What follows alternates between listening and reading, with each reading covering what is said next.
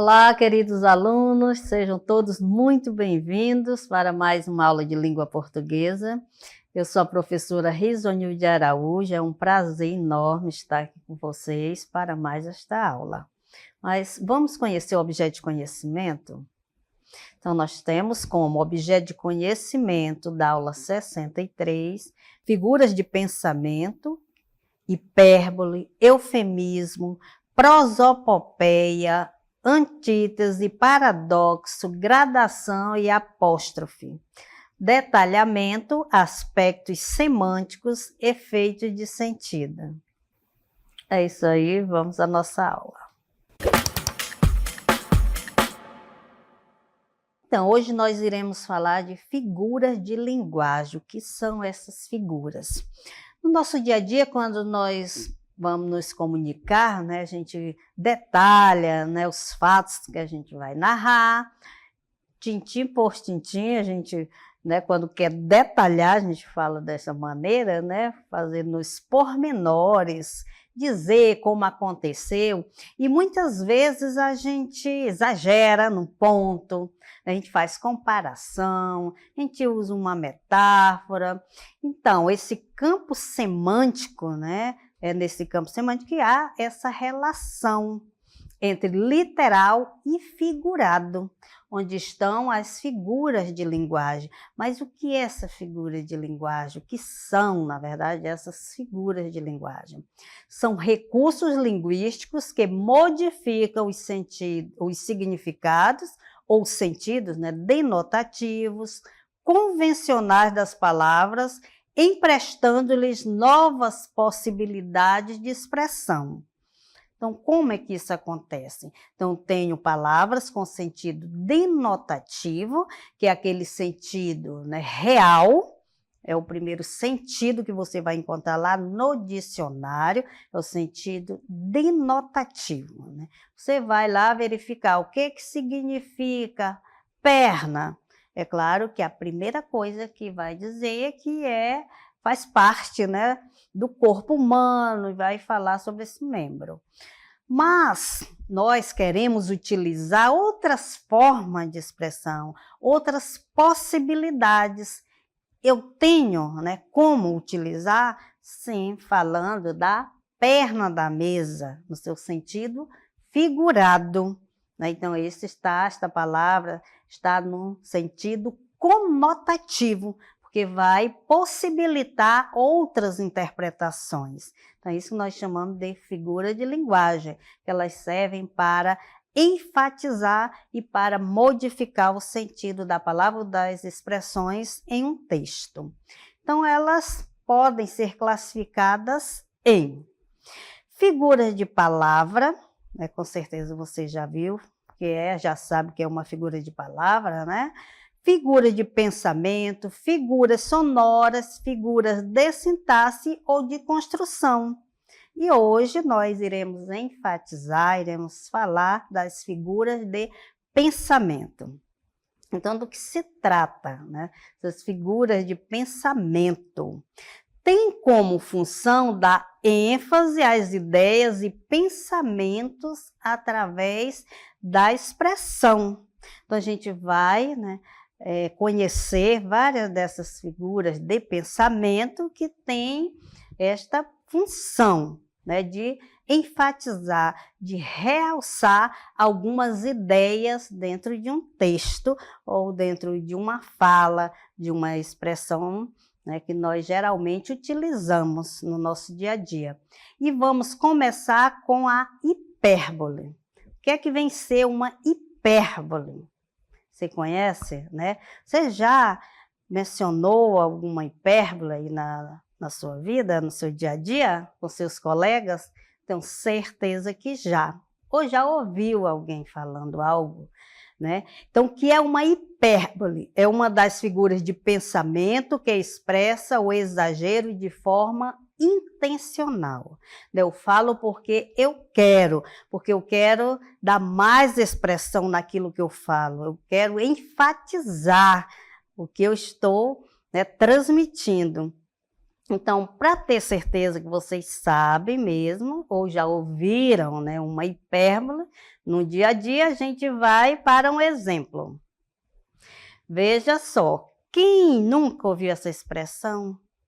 Eu já repeti o teste da habilitação mais de 1000 vezes e até agora não passei. 1000 vezes, será que realmente essa pessoa fez esse teste 1000 vezes? É muita coisa, né? Claro que não, ela quer enfatizar que já fez várias vezes e não passou. Mas é claro que 1000, tenho certeza que não, né? Chorou rios de lágrimas. Maria, essa pessoa já chorou um rio de lágrimas. Eu quero dizer que ela já chorou muito. Mas será que eu não estou exagerando quando eu falo que chorou rios de lágrimas?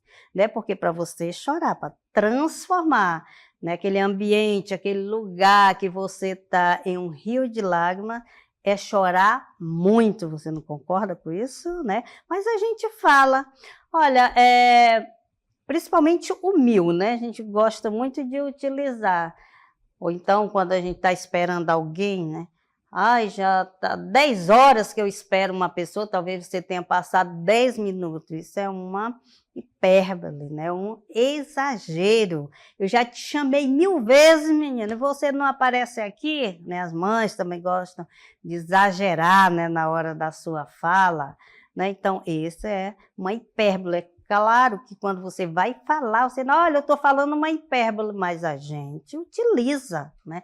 Não são só os escritores que utilizam nos seus textos, nas suas obras, não. A gente fala mesmo, a gente usa, né, essa linguagem figurada, essas figuras de linguagem também no nosso dia a dia. E a gente vai ver mais um texto. E aí, veja aí o rio novamente aparecendo. Então, qual é o exagero aqui? Qual é a relação de uma palavra com a outra para indicar, né, esse exagero?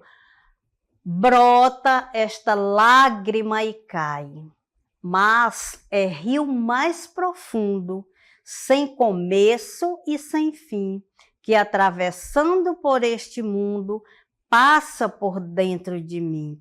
Então, novamente, veja que o rio, nesta palavra aqui, o rio está fazendo referência à lágrima. Né? Brota esta lágrima e cai como um rio profundo. Então, é muita, né, ou muitas lágrimas, né, que caem e para transformar num rio profundo. Então, gente, aqui a Cecília Meirelles, a escritora, também utilizou nesta figura de linguagem para enfatizar neste momento de tristeza profunda, quem sabe, né? Porque quando se chora, né, muitas vezes é de tristeza, geralmente é de tristeza. Então, ela ainda fala, né, que atravessando por este mundo passa por dentro de mim, desse começo sem fim. Então, com certeza, ela se utiliza da figura de linguagem para transbordar nesse momento que ela passa, né, de infelicidade, quem sabe, né? Então, também temos o eufemismo. Veja que nós trabalhamos aí um exagero, né? Aí vem outra figura de linguagem que vai fazer o inverso. Né? Então, quando nós recebemos algumas vezes, né, uma má notícia, ou você vai, né, falar para a pessoa, dar uma notícia ruim, aí você procura 1000 maneiras de falar aquilo para não ser, né, tão radical neste momento. Então, o que é que você vai utilizar? O eufemismo. Então, o que é esse eufemismo? Para que serve, né? Então, o eufemismo tem como artifício a sutileza, diferente da hipérbole, né? Que é um exagero. Aquilo, né, vai falar de um sentimento e coloca um exagero profundo. Já o eufemismo, ele é sutil, né? Ele vai trabalhar com esta sutileza, vai tentar amenizar os fatos. Então, nem sempre é utilizado para falar sobre uma situação aterrorizante, mas também serve para substituir um xingamento ou mascarar alguma informação. Vocês lembram de algum xingamento que a pessoa não quer falar direto? Né? Aí usa outro termo para amenizar a situação, mas você percebe que ela queria mesmo era lhe xingar, né? Mas ela se utilizou do eufemismo para suavizar essa palavra ou expressão que ela quis mencionar. Então, a gente vai observar aqui uma frase para identificar esse eufemismo. Minha secretária se apropriou do dinheiro de forma indevida. Eu digo, minha secretária se apropriou do dinheiro, o que é que eu quis dizer? Claro que aí, né, eu utilizei o eufemismo, eu não queria ir direto, eu não queria ser rude com a pessoa. Então, eu quis dizer que ela roubou. Mas não é mais pesada essa palavra, né? Fulano roubou o dinheiro. Quando eu digo que se apropriou, ela pegou, não era dela. Mas eu utilizei, né, um termo mais ameno, né, mais sutil, para dizer que a secretária roubou o dinheiro. Então, trata-se desse eufemismo, dessa figura de linguagem maravilhosa, né? Quem é que não quer utilizar ou que alguém utilize com você para não ser tão rude, né? Melhor do que a hipérbole, mas as duas são importantes, né? Então, vamos ver mais um exemplo. Vânia passou dessa para melhor. O que é que vocês acham que eu quis dizer? Vânia passou dessa para melhor. Eu não quis, né, falar diretamente, gente, Vânia morreu. Né, um termo, né, que não é muito bom de se ouvir, né, mas quando se diz Vânia passou dessa para melhor, ameniza, né, esse termo. Então, foi também utilizado o eufemismo, né, para suavizar essa expressão, que tenho certeza que ninguém gosta de ouvir, né? Alguém vai anunciar lá para sua família, ninguém gosta de uma pessoa chegar e lhe abordar, olha, alguém morreu da sua família. Não, gente, olha, fulana, né, passou dessa para melhor, está morando com Deus, né? Foi com os anjos. Então, todas essas expressões, elas podem suavizar essa palavra morreu. Né? E a gente vai agora fazer a leitura de um poema, né, um trecho, na verdade, do poema de Luís de Camões, e a gente vai ver se foi utilizada essa figura de linguagem. Alma que te partiste, tão cedo desta vida, repousa lá no céu e vive cá na terra sempre triste. Então, será que foi utilizado o eufemismo em alguns desses termos? Vamos ver. Alma que te partiste. Né? Quando te partiste, que foi, né? Partiu. Já ameniza um pouquinho. Se eu falasse alma que morreu, né? Então, fala que partiste, né? Já deu uma suavizada. Tão cedo desta vida, a gente viu, né, que a pessoa faleceu aqui, está falando de alguém que se foi, né? Então, diz que tão cedo desta vida, dá para entender que foi jovem, né? Repousa lá no céu, olha, outra expressão, né, que dá uma suavizada legal, né? Repousa lá no céu, é muito diferente, né? De que se eu fosse falar que morreu, né? E viveu cá na terra sempre triste, né? Triste porque alguém partiu, mas de qualquer forma repousa lá no céu, né? Muito bonita essa expressão, né? Quando se fala alguém está repousando lá no céu, né? Ao invés da outra palavra que geralmente se fala. Aí nós temos também a personificação ou prosopopeia. Né? Os nomes são assim, alguns são difíceis, né? As pessoas acham, mas a gente utiliza, gente, né? No nosso dia a dia. Pode ser, né, só mesmo nome, difícil, mas, né, os seus conceitos, os seus exemplos, a gente sabe que é bem do cotidiano. Veja só a personificação ou prosopopeia. Utilizamos quando queremos atribuir sentimentos, ações ou qualidades do ser humano aos seres irracionais. Então, tem características que são próprias do ser humano, né? E a gente transfere para um ser inanimado. Vamos ver o exemplo? A lua me traiu, acreditei que era para valer. Então, a lua me traiu, será que eu posso, né, dizer que a lua, que é um satélite, ela pode trair mesmo? Será que foi nesta intenção? Estamos falando da lua, que é um satélite, traiu. Não é uma característica específica dos seres humanos de trair, mas, né, eu transferi, o autor transferiu, né, você às vezes pode transferir essa característica que é específica de um ser humano para outro ser, né, inanimado, que não tem vida. Então, quando eu digo a lua me traiu, estou falando de uma prosopopeia ou personificação. Entenderam o que significa? Prosopopeia é passar a característica do ser, né? Um ser vivo, dos seres humanos, para um ser inanimado, para um objeto, tá? Para para coisas que não têm vida. Você sabe que a lua não vai trair, né?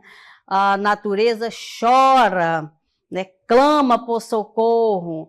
Claro que é um modo, né, de dizer que ela está, né, atraindo pessoas, o olhar das pessoas para socorrê-la, mas ela não fala, né, ela não vai clamar, ela não vai pedir.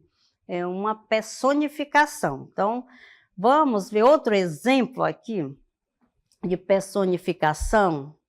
Veja aí a nossa pedrinha. A pedra chorou de tristeza. Será que ela pode mesmo chorar, a pedra? Né? Não, foi uma transferência, né, de característica de quem pode chorar. Né? Nossa, dos seres humanos, né, que podem chorar, e foi dada passaram-se essa transferência para a pedra. Mas fica maravilhoso o texto, né, quando se utiliza dessas expressões, né, com outros sentidos, que você pode tirar outros significados dentro de um texto, né, saindo do seu sentido denotativo, do seu sentido real, do sentido literal da palavra, e passa para o sentido conotativo, né, com várias significações. Então, essa é a nossa personificação. Temos mais figuras de linguagem, que é a antítese e paradoxo.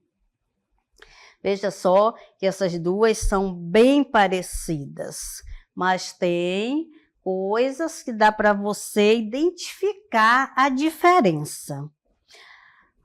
No caso da antítese, né, primeiro a gente vai ver que as duas significa o emprego de ideias contrastantes, ideias contraditórias. No caso da antítese, o contraste se faz pela aproximação de ideias opostas. Veja bem, ideias opostas, antítese. No caso do paradoxo, pela aproximação de ideias absurdas. Porém, todas duas, elas empregam ideias contrastantes. Compreenderam? Tenho certeza, ficaram na dúvida, né? Porque são muito parecidas. Mas aqui diz que são ideias absurdas. Já na antítese diz que são ideias opostas, mas você vai compreender agora. Por quê? Olha só. A tristeza de uns é a alegria de outros. Isso aqui são ideias opostas? Sim, eu estou falando de tristeza e alegria. São palavras antônimas, né? Antítese, mas, veja só. Tristeza de uns e alegria dos outros. Alguns podem ficar tristes e outros alegres? Com certeza, não podem? Uma turma aqui, eu estou com um grupo de alunos, um grupo está triste, o outro está alegre, então isso normal. Agora, veja o paradoxo. São, né, situações que se contrastam, mas são ideias absurdas, né? Meio incoerente. Amo-te assim, meio odiosamente. Amo. Veja aqui, eu, a mesma pessoa, né? Eu amo e eu odeio. Agora, aí são ideias aqui, olha, amo e odeio, são ideias opostas, mas, né? Difícil de acontecer, diferente desse primeiro grupo aqui, que é a antítese, ideias opostas, mas podem acontecer, né? Uns alegres, outros tristes. Mas aqui, eu amar e odiar ao mesmo tempo é mais difícil, né? É uma contradição de ideias. Compreenderam que as duas têm esse contraste? Porque aqui, olha, falou em tristeza e alegria, mas, né, aqui há uma coerência. Já no paradoxo, não, né? É muito mais difícil de acontecer.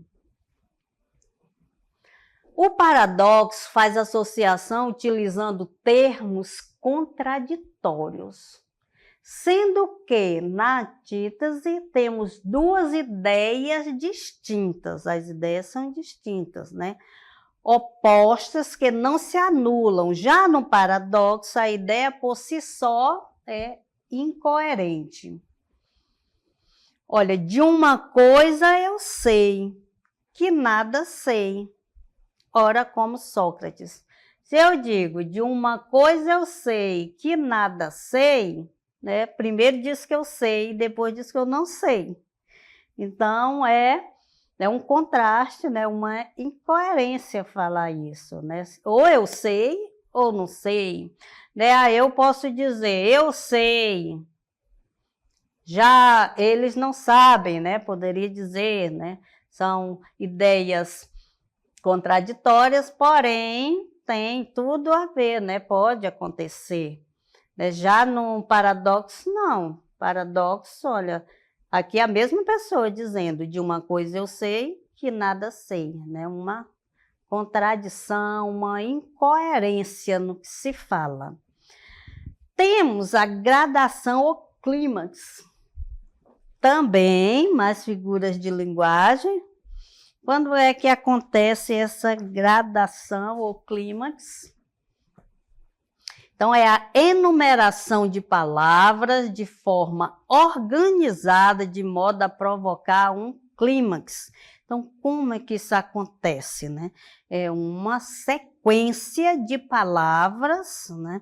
Então, a gente observa que elas são crescentes, elas estão lá organizadas de forma crescente. Quando é que uma coisa é crescente? Quando se, né, faz da ideia do menor para o maior.